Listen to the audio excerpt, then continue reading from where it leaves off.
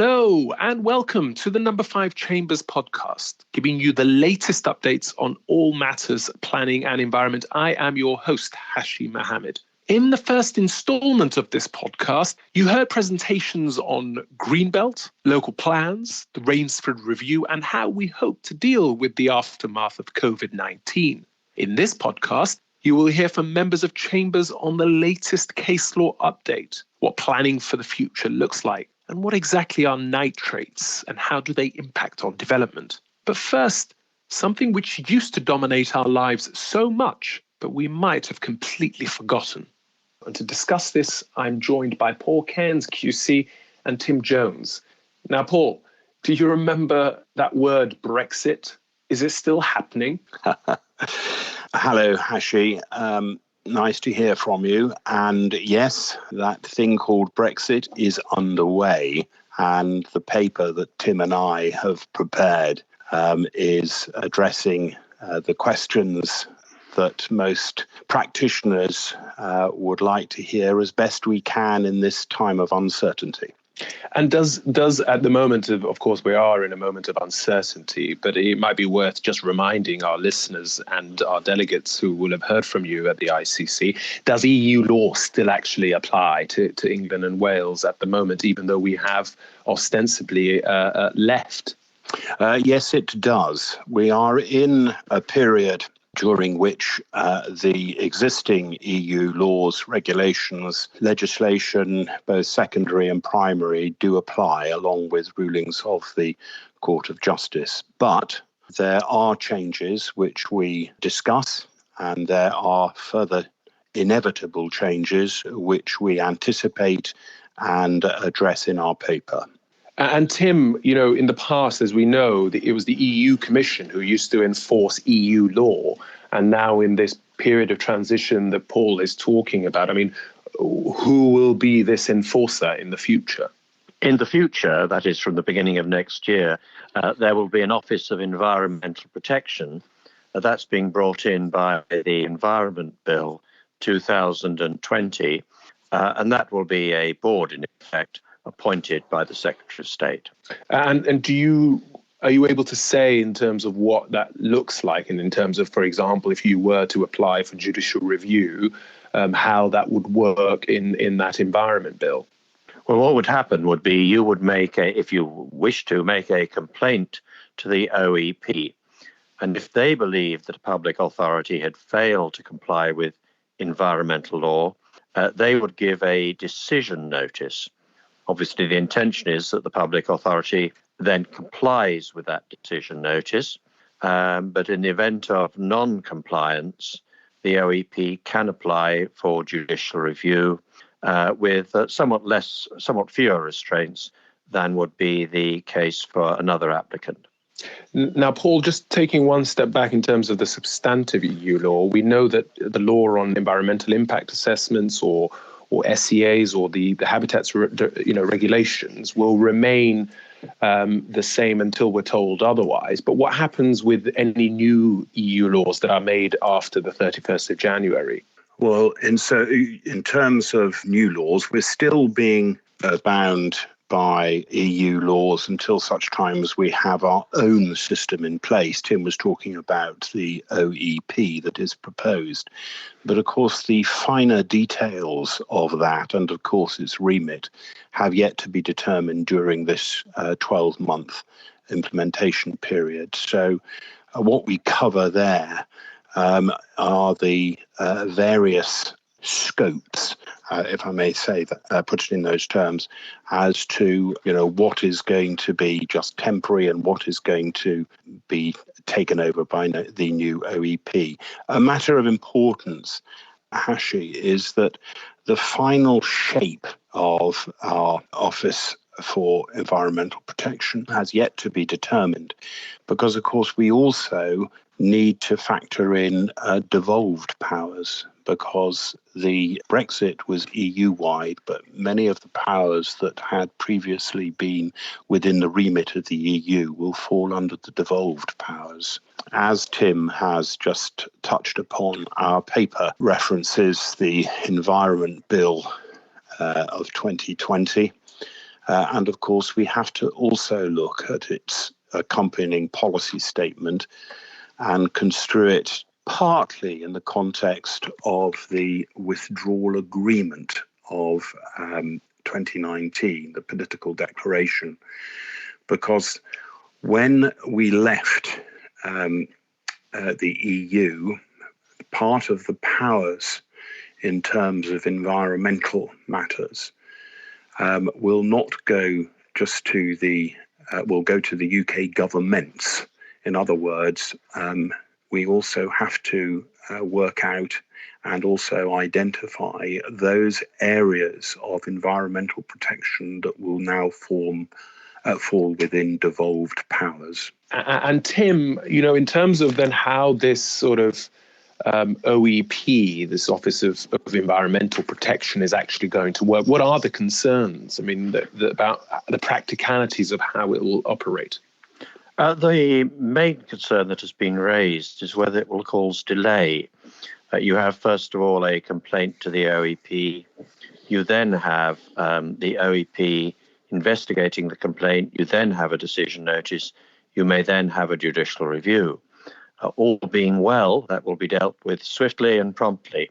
But clearly there is a potential for delay and the uncertainty that goes with the delay. Thank you very much to Paul Cairns, Queen's Counsel, and Tim Jones. Gentlemen, thank you very much for that update on something that was dominating all of our lives before the current crisis. And so we shall see how that also plays out. Thank you very much.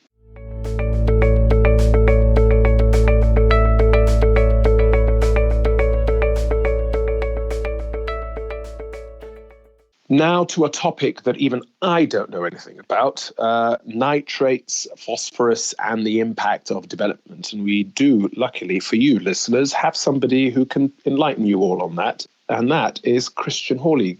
Good afternoon, Christian. Good afternoon, Hashi. Tell us, in terms of what is the impact of nitrates and phosphates on development in terms of proposals and how they actually work? Well, very simply put, what the principal issue is that it just stops development in certain areas. Right. Because the specific areas of concern are protected sites under European legislation. So most, I suppose famously at the minute in the news is the Solent region, but also in Herefordshire as well, that certain protected areas, because of an increase in phosphates and nitrates in the watercourses, through development, principally agriculture, but also other forms of development and wastewater ending up in those catchments, is causing those protected sites to reach an unfavourable status. That is to say, the science behind it, and of course, we're all interested in experts now, aren't we? 2 years ago, nobody wanted to know anything about an expert. Yes. But the science behind it is the catchy term of eutrophication. And basically what it is that an overabundance of nitrogen or phosphorus in a watercourse means that plant life, which takes up that nitrogen as a fertilizer effectively, that's what fertilizer does, it's allowed to grow to a degree out of control. So that's when you see those big algal blooms in watercourses, in harbours, just along the coast. Yes, and is it a particular issue that's arisen now? I mean, has it become more than usual now? It's not so much that the issue has arisen now. I mean, to put it in a timeline, this is an issue that started effectively with the increased use of agricultural fertilizers and modern wastewater treatment. So from the 1960s onwards, there's been a marked increase in the levels of nitrogen and phosphates in watercourses. But the reason it's become an issue in terms of development is because of the recent EU case law, both the Dutch cases, I'm not going to attempt to pronounce them, and People over Wind, effectively mean that in combination, it's no longer acceptable to make assumptions about some future improvement in these watercourses. And the advice from Natural England now is that taking a precautionary approach, one has to assume that unless a development is going to have either zero impact or is actually going to lead to betterment, then under the relevant legislation, that scheme can't be approved. And the issue that developers are left with is, well, how do you provide for a development, whatever it is, commercial development, hotel development, principally at the minute residential development, which obviously produces wastewater. How can you demonstrate and practically achieve what is known as nitrogen neutrality? Yeah, and do you finally really see how this might affect proposals coming forward? I mean, you refer to the case of people over wind, but the main principle there being about the fact that you simply cannot negate the mitigation measures as a way of getting around potential effects, but actually you have to take those things into consideration pretty early on. How do you think that's going to impact proposals and developments that are either in the pipeline or trying to come forward quickly? Well, I mean, that is the principal issue, because that is what's happened over the last year. And in the affected areas, there's been effectively just a complete standstill in any permissions being granted, or any effective permissions that can then be built out, because some have been granted subject to conditions preventing their occupation until there is some solution. But again, that doesn't deliver development, and nobody's going to take that risk on a large scheme to build it and have it sat there empty. So the problem is with us now, in the sense that there are many hundreds of planning applications across the area affected, the Solent area, and now increasingly in Herefordshire, where those local authorities are simply in a position where they consider they're unable to determine those applications. And the only way to unblock that system in the context of the treatment of wastewater is effectively to ensure that there is either some form of mitigation that's either area specific, so all the applications would benefit from that, or if an individual site can provide some form of mitigation in order to demonstrate that it would be a neutral scheme, that it would have no harmful impact upon the watercourses. Thank you very much, Christian Hawley, your man to talk to about all things to do with nitrates, phosphorus, and the impact on development. Thank you very much, Christian. You are listening to the No. 5 Chambers podcast, giving you the latest updates on all matters planning and environment. And now we have Richard Humphreys, Queen's Counsel, who's going to talk to us about a recently published document titled Planning for the Future from the Ministry of Housing, Communities and Local Government. Now, Richard, tell us, what is the actual central thrust of this document for delegates to understand? The central thrust is still to try to ensure the delivery of 300,000 homes per annum. But good design and placemaking are also emphasised, and the framework is to be revised to reflect this. There is recognition, for example, of the need for streets to be tree-lined and for community involvement in setting local design standards alongside a national model code. Climate change will also require a review of the policy for building in areas of flood risk, and from 2025, a future home standard will require up to 80% lower carbon emissions for all new homes. And so in that light, I mean, what are the sort of main points that one should try and draw out of these proposals for people out there, whether you're working for a local government or a developer or an independent consultant, to understand? I draw attention briefly to four matters. First, in terms of process, there may be an expansion of the use of local development orders, as well as the greater use of compulsory purchase powers for land assembly. And local authorities will be required to have up-to-date local plans by December 2023. Secondly, new permitted development rights are proposed to allow residential blocks to be extended by up to 2 stories in height, and for the demolition of vacant commercial, industrial and residential buildings and their replacement with residential units, so long as the new units are well designed and meet natural light standards. Thirdly, there will be a review of the formula for calculating local housing need to encourage greater building within and near to urban areas. There's also confirmation that from November 2020, where the delivery of housing has been less than 75% of the housing requirement for the 3 previous years, this will trigger the application of the tilted balance in paragraph 11D of the framework. But in my view, there may well now have to be a rethink of this policy, given the inevitable delays to delivery likely to result from COVID-19, the current lockdown having postdated the document. Fourthly and finally, a review of planning fees is proposed with the aim of their properly resourcing planning departments. Also, however, it's proposed that there be automatic rebates of application fees where a planning application is successful at appeal. But it seems harsh to make it automatic in all cases, so it's possible that the proposal may be modified. Overall, however, it's far from clear that the proposals, which include further funding for certain infrastructure, affordable housing and brownfield development, will actually secure the delivery of 300,000 dwellings per annum. Thank you very much for that, Richard. Of course, post-COVID-19, we will have to find many ways in which we plan for the recovery. And I guess from what you have told us, this is a critical document for the future. So thank you very much for that, Richard. That's Richard Humphreys, Queen's Counsel.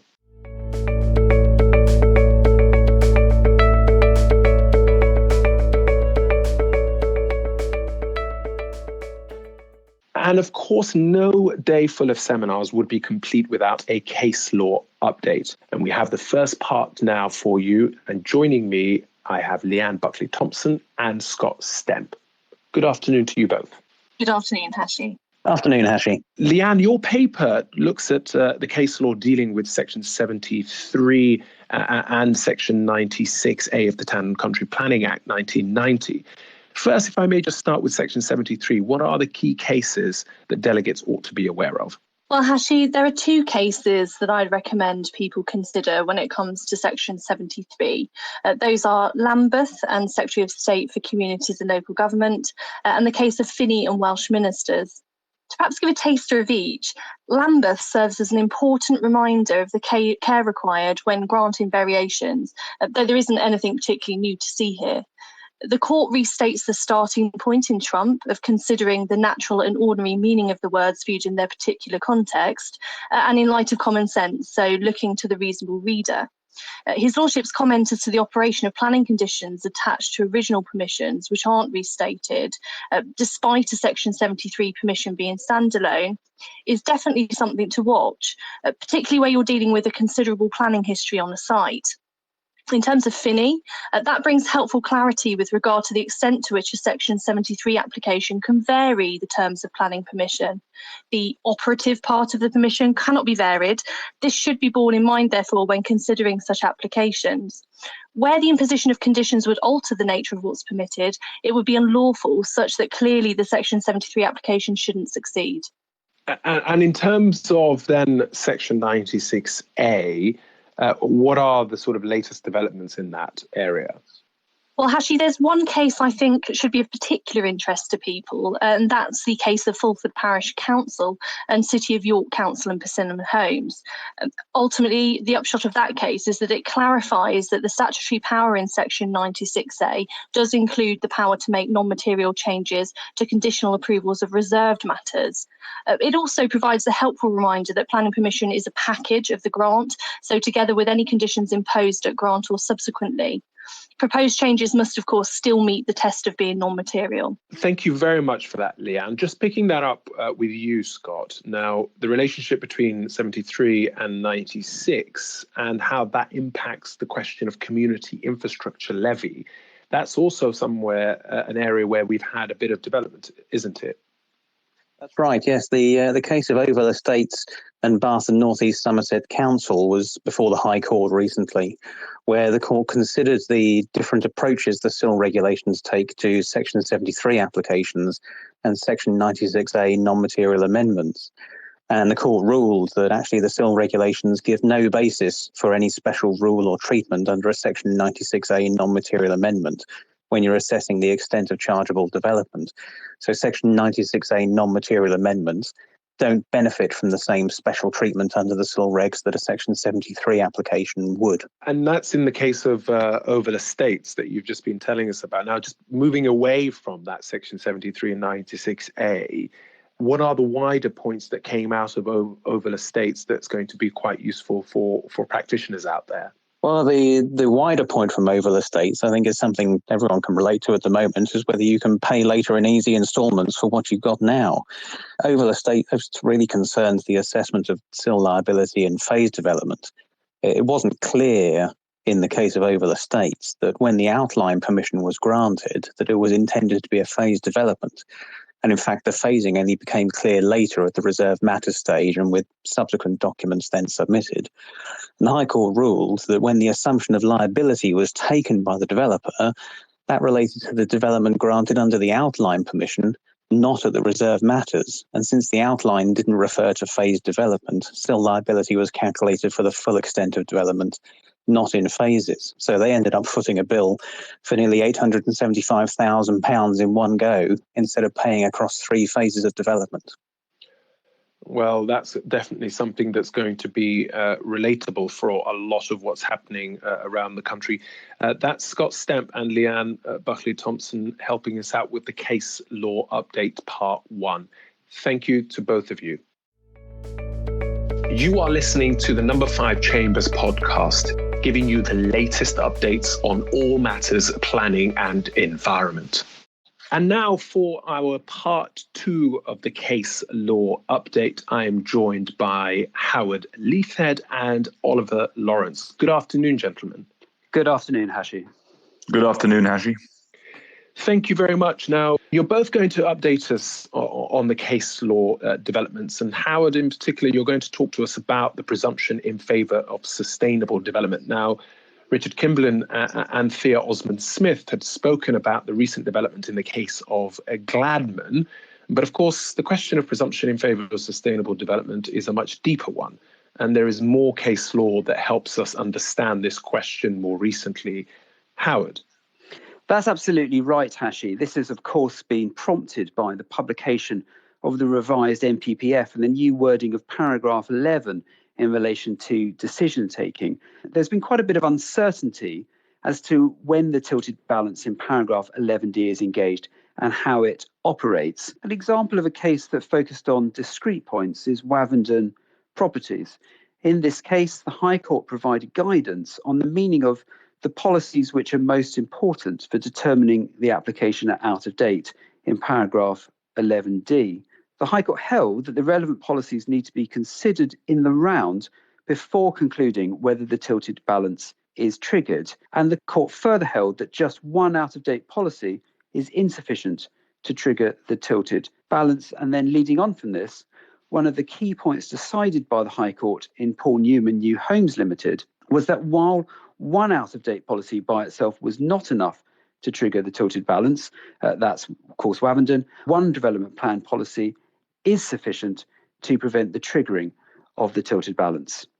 And how do you mention the case of Monk Hill earlier about what this means for decision makers? I mean, can you tell us a little bit about that one?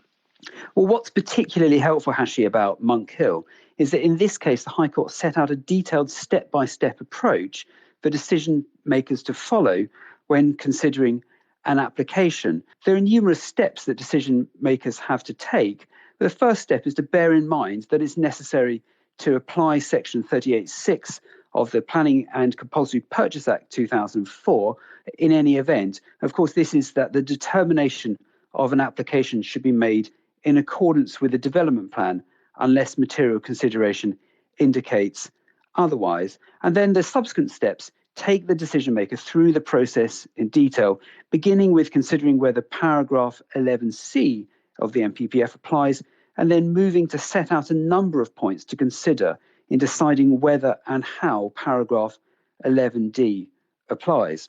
Finally, I mean, of course, the case of Gladman, we're told, is subject to an appeal. I mean, do you have any concluding thoughts about how this is in the interim going to affect decision makers and the process? Well, Gladman isn't the only case that's going to the Court of Appeal, so there may well be changes in the near future of the High Court's guidance. But for now, at least, decision makers can have some confidence about what is required of them when determining relevant planning applications. Oliver, just building on what Howard has just told us, there have been other cases that are going to be quite important to practitioners, and one in particular in relation to agreeing the extension of time for determining prior approval applications. Can you tell us a little bit about that? Yes, Hashi. Well, one such recent case is the case of Gluck versus the Secretary of State, which centered on the question, can you extend time for all prior approval applications under the GPDO? And the background to the case is this. As we know, the GPDO permits certain forms of development by requiring that the applicant applies to the LPA for a determination as to whether the LPA's prior approval is required.